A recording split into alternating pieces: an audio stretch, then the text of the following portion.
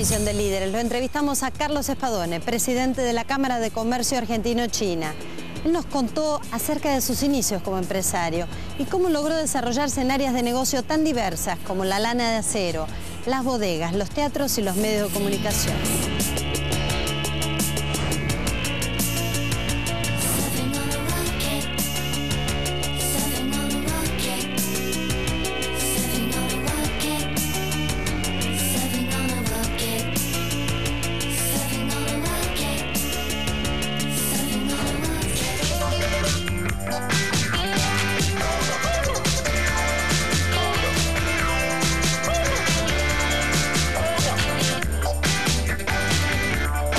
Nuevo Fiat Uno.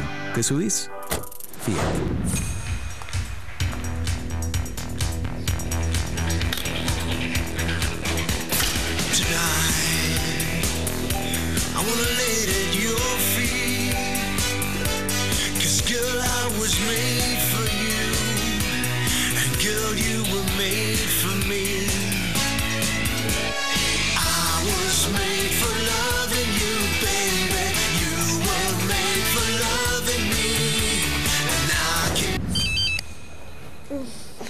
¿Quién es esta hora?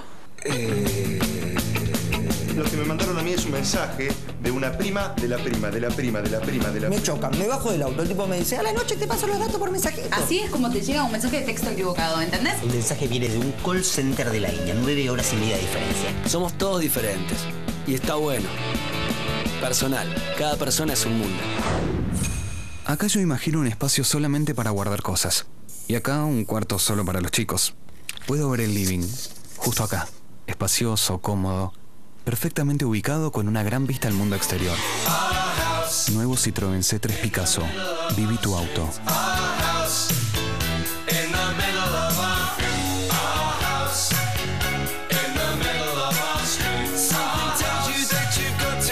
Citroën. Creative Technology. En 19 meses hicimos la nueva Terminal C. Aeropuertos Argentina 2000. Soñamos con vos.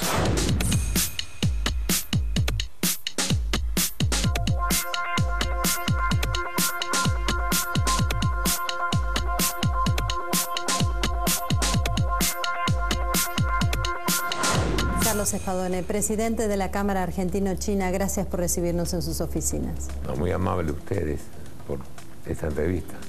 Quisiera saber cómo nace el primer proyecto que usted desarrolla ya por los años 80 cuando decide incursionar en China.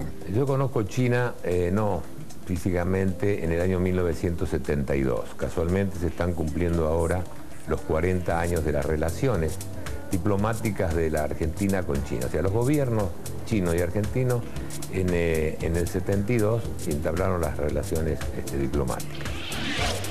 Yo estaba con Perón en Madrid y Mao le propone una entrevista con líderes del partido para tomar un contacto entre, como aquí fue de gobierno a gobierno, allá de partido a partido. Entonces los líderes chinos venían a Madrid a tener esa entrevista en Puerta de Hierro con el general Perón y no pudieron ingresar porque Franco era el presidente español y era, bueno, anticomunista y no dejó entrar a Rocha. Entonces Perón me propuso si yo lo acompañaba a París y cosa que hice, fui con él a París y recibió a estos delegados del partido chino que eran de muy alta jerarquía. Casualmente hoy debían haber llegado los 9 jerarcas más importantes del partido, a excepción del presidente Hu Jintao, ¿no? De Hu Jintao para abajo, pensaba que hubo un inconveniente en China y se canceló el viaje. Bueno, en aquel momento vinieron estos delegados a hablar con Perón y yo asistí a esa reunión que para mí fue fundamental conocer China. China en aquel momento se morían de hambre. En 1972 hasta había miseria total en China, muy postergada totalmente. Pero bueno, los chinos hablando con Perón del tercer mundo, de la tercera posición, de lo que podía ser Asia, África y América, las 3A, se hablaba de las 3A allí, no las 3A funestas que hubo acá, sino estas 3A, y era América, Asia y África. Y ahí explicaban los líderes chinos cómo el futuro del mundo iba a girar sobre estos continentes. O sea, Porque Asia, en la gran generación de productos que necesita tanto América como África, África por los productos esenciales como es el petróleo, las grandes riquezas mineras, los diamantes, lo que realmente cuesta tanto y da tanto capital para hacer cosas, ¿no? Desde allí nacen los proyectos. Y América porque era un poco el que iba a alimentar a esos países. América por sus cultivos y por su forma de producir productos agrícolas, se complementaba en esa... Y bueno, y me interesó mucho China. Entonces empecé a leer de China, empecé a estudiar temas de China, leer a Confucio, y yo digo, esto va a ser el futuro del mundo realmente.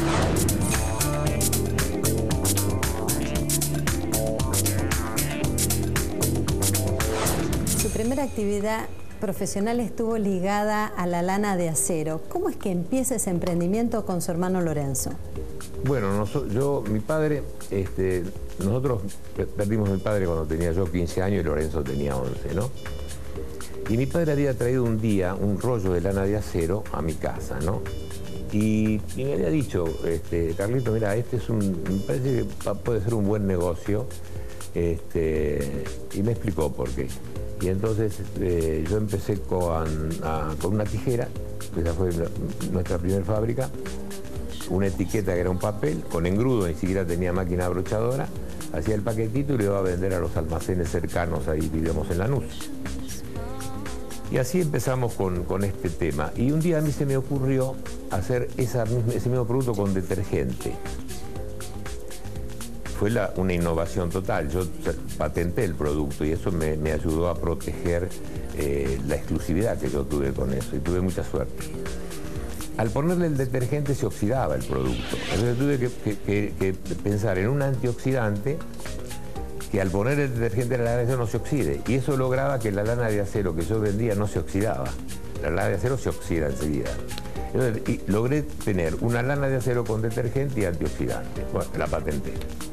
Y hacíamos los paquetitos en casa, a la tarde vamos a suponer, y al otro día en la mañana íbamos a la feria con un carrito y una bicicleta y lo vendíamos. ¿Qué edad tenía? Y yo tendría 17 años y Lorenzo 14, no 13.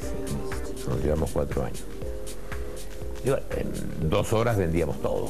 ¿Fue su padre que llegó de Italia y usted es primera generación en Argentina?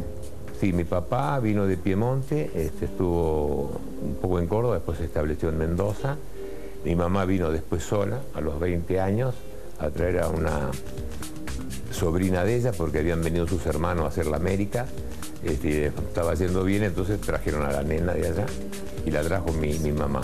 Y ahí conoció a la señora de mi padre, que era partera en General Alvear Mendoza, donde yo nací, y se puso a trabajar con la partera, a ayudar a la partera, ¿no?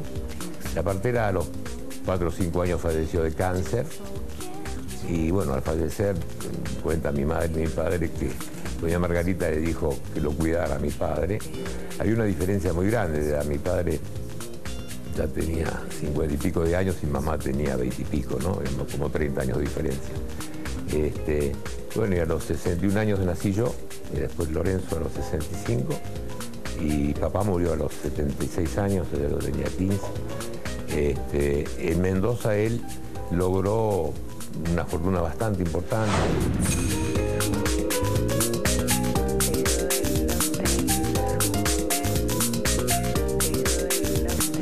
¿Qué hacía su papá? Tenía ramos generales, fabricaba maquinarias para las viñas, era máquina sulfatadora, era inventor también. Tenía una patente de invención y le iba muy bien esas cosas. ¿Qué aprendió de sus padres? Bueno, de mi papá aprendí todo lo que sé.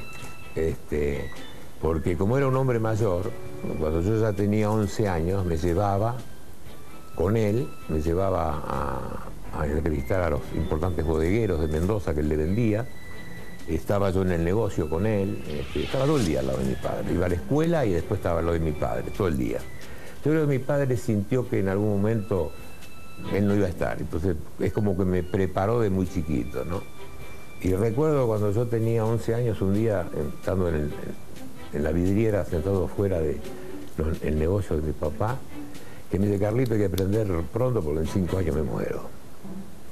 Y a los 5 años se murió.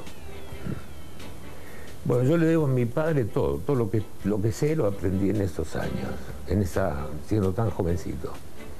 Y por eso que trabajo tanto y bueno, y me van bien las cosas, porque yo creo que absorbí de él todo lo grande que era ese hombre, ¿no? ¿Y de su mamá? Bueno, mi mamá después demostró, como toda mujer y como toda madre, que era una mujer excepcional, ¿no? Ella tuvo, de ser una mujer de la sociedad allá en Mendoza, de tener 3 o 4 personas de servicio, tuvo que empezar a hacer pantalones aquí, a coser todo el día, porque era la que tenía que, nosotros éramos muy chiquitos, ¿no? El sustento del hogar. Del hogar. Y bueno, y yo que la ayudé, después, bueno, cuando Lorenzo creció también, ¿no? O sea que la lana de acero fue también una iniciativa de mi padre. A lo largo de su trayectoria empresaria, usted ha tenido desarrollos en áreas muy diferentes, como en la lana de acero, como en el negocio de los teatros, ha tenido medios de comunicación, incluso bodegas.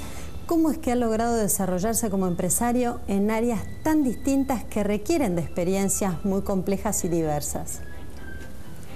Bueno, fue un error. En general es un error, porque yo aconsejaría, como decía mi madre, a dedicarse a una cosa sola o dos y no más, ¿no es cierto? Y acá en Argentina hay muchos empresarios exitosos que hacen una cosa o son empresarios industriales y después tienen campo, ¿no? Porque acá se da que el del campo también entra en el comercio, o el comercio y la industria entran en el campo. Y basta, ¿no? Pero bueno, yo he sido muy inquieto y siempre posiblemente muy ambicioso. Y bueno, y veía los negocios y me gustaban, y bueno, y ponía todo mi tiempo en eso, ¿no? Como te decía al principio, yo no tengo hobby, mi hobby es trabajar. Ahora sí, juego a golf, pero de grande, porque algo hay que hacer. Para caminar lo hago, no por el deporte, inclusive lo hago para caminar.